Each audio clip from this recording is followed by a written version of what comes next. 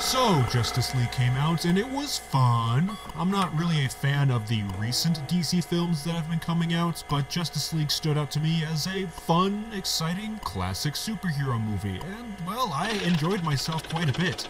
But we can't have a giant blockbuster come out without someone getting a little pissed, and, well, the story on this one is a little juicy, and that actually leads into a fun discussion. So, what am I talking about? 5 days before Justice League was released, a man by the name of Ate Timonen posted this picture on Twitter. The picture shows two behind-the-scenes photos, one for Wonder Woman and one for Justice League.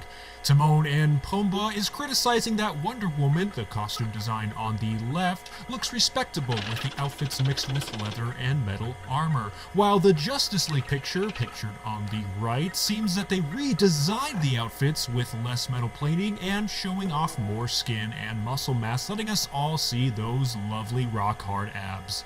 Of course, the abs are not what's upsetting people, it's the fact that Wonder Woman had a costume design that seemed to be redesigned to reveal more skin for the Justice League movie. This caused cries of the patriarchy being too sexist and misogynistic, and all these lovely buzzwords that make online articles catch on like wildfire. If you were to ask me if the costumes are too sexy, that is a question you need to ask a human. I am not a hetero or homosexual. I'm a computer, which makes me binary. But should anyone really be upset about what seems like a glorified continuity error? Well, we have to discuss the context from before the movie was released and then after the movie was released. I believe the discussion should start with a simple question. Is the costume design in Justice League a bad thing? Before the film was released, by itself this question can be hard to answer because it depends on personal taste. But the discussion gets more cynical when you take note of the previous film's design.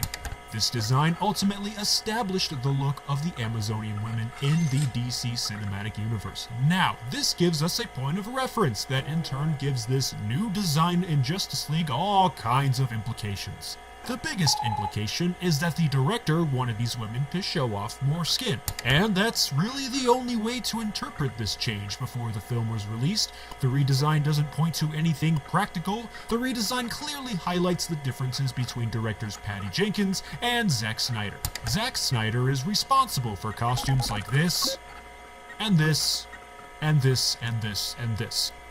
So yeah, it makes sense that Zack Snyder would give a thumbs up on designs that show off more beauty bits. But what's frustrating about it is that this implies that they had a look at the original design and said, nah, we want to change them.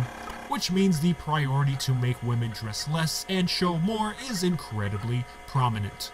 Now, this is where I think the criticism for the costume design should end. It's a notable redesign that takes you out of the movie's experience because it's just inconsistent and honestly references a primitive marketing strategy that doesn't need to be implemented because of an already established design that worked incredibly well. So, this argument is sound at first, however, when the film was released, there is more context that should be considered. Over the DC Cinematic Universe, we are shown the women in 3 different time periods. The design from the Wonder Woman film, the first design that is established, was during World War I. The skimpier and more revealing design is actually shown in a segment that takes place 10,000 years before World War I.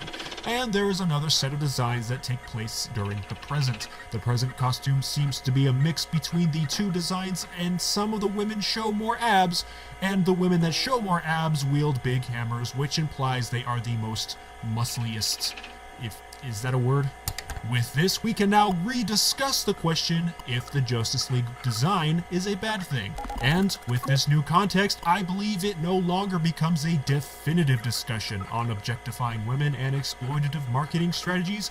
It comes back to, wait for it, personal taste! What seems like two directors arguing over what costumes should look like turns out to be two directors working together to flesh out the fashion history of these beautiful Amazon women. Hooray! Cooperation!